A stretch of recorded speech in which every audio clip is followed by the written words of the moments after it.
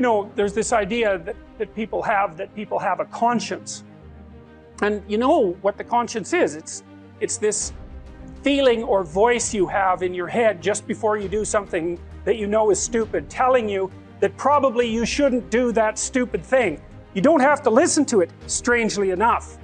But you go ahead and do it anyways, and then, of course, exactly what the conscience told you was going to happen inevitably happens, so that you feel even stupider about it than you would if it happened by accident. Because you know, I knew this was going to happen, I got a warning it was going to happen, and I went and did it anyways. And the funny thing too is that conscience operates within people, and we really don't understand what the hell that is. So you might say, well, what would happen if you abided by your conscience for 5 years or for 10 years? What sort of position might you be in? What sort of family might you have? What sort of relationship might you be able to forge? And you can be bloody sure that a relationship that's forged on the basis of who you actually are is going to be a lot stronger and more welcome than one that's forged on the basis of who you aren't. Now, of course, that means that the person you're with has to deal with the full force of you in all your ability and your catastrophe, and that's a very, very difficult thing to negotiate. But if you do negotiate it, well, at least you have something, you have somewhere solid to stand, and you have somewhere to live, you have a real life. And it's a great basis upon which to bring children into the world, for example, because you can have an actual relationship with them instead of torturing them half to death, which is what happens in a tremendously large minority of cases.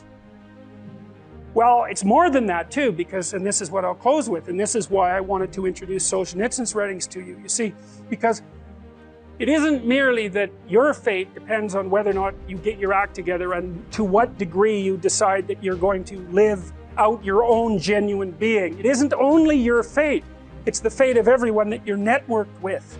And so, you know, you think, well, there's 7 billion people in the world. We're going to peak at about 9 billion, by the way, and then it'll decline rapidly, but 7 billion people in the world, and who are you? You're just one little dust mote among that 7 billion, and so it really doesn't matter what you do or don't do, but that's simply not the case. It's the wrong model, because you're at the center of a network. You're a node in a network. Of course, that's even more true now that we have social media. You'll know 1,000 people, at least over the course of your life. And they'll know 1,000 people each, and that puts you one person away from 1 million, and 2 persons away from 1 billion. And so that's how you're connected, and the things you do, they're like dropping a stone in a pond. The ripples move outward, and they affect things in ways that you can't fully comprehend, and it means that the things that you do and that you don't do are far more important than you think. If you can teach people to stand up in the face of the things they're afraid of, they get stronger. And you don't know what the upper limits to that are, because you might ask yourself, like, if for 10 years, if you didn't avoid doing what you knew you needed to do, by your own definitions, right, within the value structure that you've created, to the degree that you've done that, what would you be like? Well, you know, there are remarkable people who come into the world from time to time, and there are people who do find out over decades-long periods what they could be like if they were who they were, if they spoke their being forward. And they get stronger and stronger and stronger, and we don't know the limits to that. We do not know the limits to that. And so you could say, well, in part, perhaps the reason that you're suffering unbearably can be left at your feet, because you're not everything you could be, and you know it. And of course, that's a terrible thing to admit, and it's a terrible thing to consider, but there's real promise in it, right? Because it means that perhaps there's another way that you could look at the world, and another way that you could act in the world, so what it would reflect back to you would be much better than what it reflects back to you now. And so if your life isn't everything it could be, you could ask yourself, well, what would happen if you just stopped wasting the opportunities that are in front of you? You'd be, who knows how much more efficient? 10 times more efficient, 20 times more efficient. That's the Pareto distribution. You have no idea how efficient people get. It's off the charts.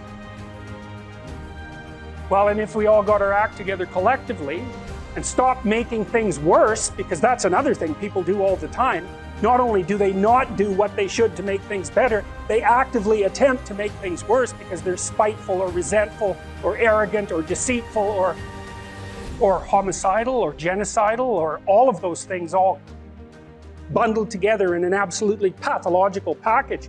If people stop really, really trying just to make things worse, we have no idea how much better they would get just because of that. So there's this weird dynamic that's part of the existential system of ideas between human vulnerability, social judgment, both of which are major causes of suffering, and the failure of individuals to adopt the responsibility that they know they should adopt.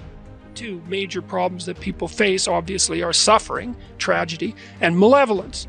And so that's the other thing that you're responsible for, is that you're supposed to look at the capacity for human evil as clearly as you possibly can, which is a very terrifying thing. You know, that causes post-traumatic stress disorder in people that aren't accustomed to it. And in the mythology that's associated with the encounter with evil, it's almost always the case that the entity that does the encountering, even if it does it voluntarily, is hurt by it. The idea would be that if you can face the malevolence and you can face the suffering, then that opens the door to your maximal potential. And then the optimistic part of that is, and this is why it's so useful to peer into the darkness, let's say. The optimistic part of that is that although the suffering is great and the malevolence is deep, your capacity to transcend it is stronger. If you set out a path towards a goal, which you want to do because you need a goal and you need a path, because that provides you with positive emotion, right? So you set up something as valuable, so that implies a hierarchy. You set up something as valuable. You decide that you're going to do that instead of other things, so that's kind of a sacrifice, because you're sacrificing everything else to pursue that. And then you experience a fair bit of positive emotion and meaning as you watch yourself move towards the goal. And so the implication of that is the better the goal, the more full and rich your experience is going to be when you pursue it. So that's one of the reasons that's one of the reasons for developing a vision and for fleshing yourself out philosophically, because you want to aim at the highest goal that you can manage. Okay, so you do that, and then what you'll find is that as you move towards the goal, there are certain things that you have to accomplish that frighten you.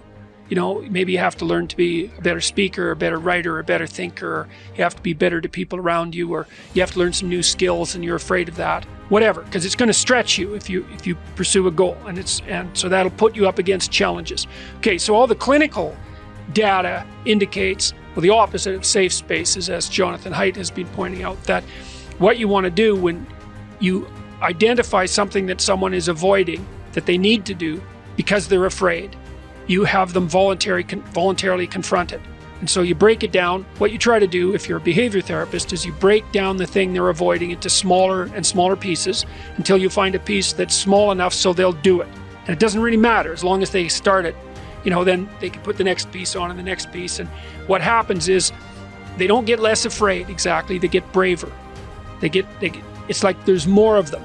And here's why. So imagine you do something new, and that's informative, right? There's information in the action, and then you can incorporate that information and turn it into a skill and turn it into a transformation of your perceptions. So there's more to you because you've tried something new. So that's one thing. But the second thing is, and there's good biological evidence for this now, that if you put yourself in a new situation, then new genes code for new proteins and build new neural structures and new nervous system structures. Same thing happens to some degree when you work out, right? Because your muscles are responding to the load, but your nervous system does that too. So you imagine that there's a lot of potential you locked in your genetic code. And then if you put yourself in a new situation, then the stress, that's the situational stress that's produced by that particular situation, unlocks those genes and then builds new parts of you. And so that's very cool, because who knows how much there is locked inside of you. Okay, so now here's the idea. So let's assume that scales as you take on heavier and heavier loads. That more and more of you get more and more informed because you're doing more and more difficult things, but more and more of you gets unlocked. And so then what that would imply is that if you got to the point where you could look at the darkest things, so that would be the abyss, right? That would be the deepest abyss. If you could look at the harshest things, like the most brutal parts of the suffering of the world and the malevolence of people and society, if you could look at that straight and directly, that would turn you on maximally. And so that's the idea of rescuing your father, because imagine that you're like the potential composite of all the ancestral wisdom that's locked inside of you biologically. But that's not going to come out at all unless you stress yourself, unless you challenge yourself. And the bigger the challenge you take on, the more that's going to turn on. And so that as you take on a broader and broader range of challenges and you push yourself harder, then more and more of what you could be turns on, and that's equivalent to transforming yourself into the ancestral father, because you're like what would you call it? You're the consequence of all these living beings that have come before you, and that's all part of your biological potentiality. And then if you can push yourself, then all of that clicks on, and that turns you into who you could be.